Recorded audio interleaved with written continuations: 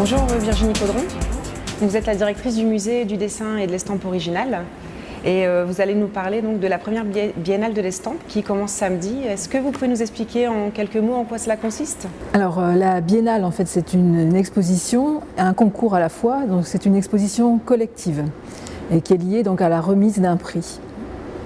Donc c'est un projet en fait qui est fait en collaboration avec l'association des Amis du Musée. D'accord. Et donc il y a eu des dossiers de candidature qui ont été déposés? Alors en fait on a sollicité l'association des Amis du Musée donc, qui s'appelle Art et Estampes, dont les membres sont principalement issus en fait de l'atelier de gravure du musée, pour pouvoir réaliser ensemble en fait ce projet de biennale. Donc ce sont eux en fait qui ont conduit tout le démarrage du projet et notamment le concours et qui ont sollicité en fait les artistes pour une candidature. Donc il y a eu 280 en fait, personnes qui ont présenté des dossiers. D'accord. Et donc une vingtaine de graveurs qui ont été sélectionnés? Voilà, il y a eu un comité pour une présélection au mois de juin et donc une vingtaine de graveurs ont été retenus et qui font l'objet en fait, de l'exposition qui est présentée actuellement. D'accord. Donc le lancement c'est samedi.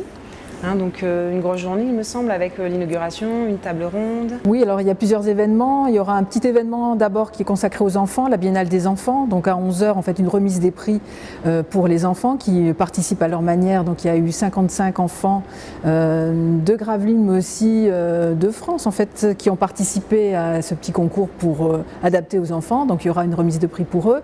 Et puis bien entendu ensuite pendant ce temps-là donc le jury de la Biennale se réunit.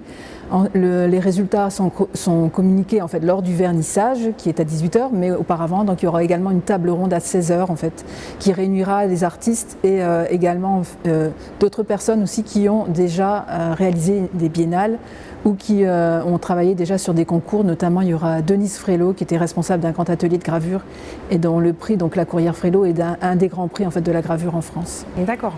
Et donc cette exposition, il y a environ combien d'estampes qui seront exposées?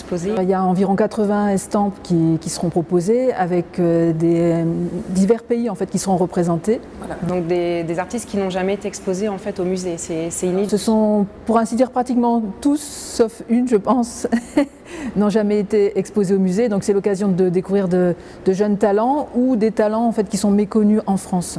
D'accord. Et donc cette exposition sera visible au musée, à la salle de la Poudrière? Là jusqu'à la fin de cette année et à la salle du Pilier, donc sur 2 salles. Très bien, merci beaucoup Virginie. Merci. Donc vous l'aurez compris, l'Association des Amis du Musée et le Musée du Dessin vous proposent une exposition inédite qui sera visible donc à la salle de la Poudrière et à la salle du Pilier jusqu'au 23 décembre.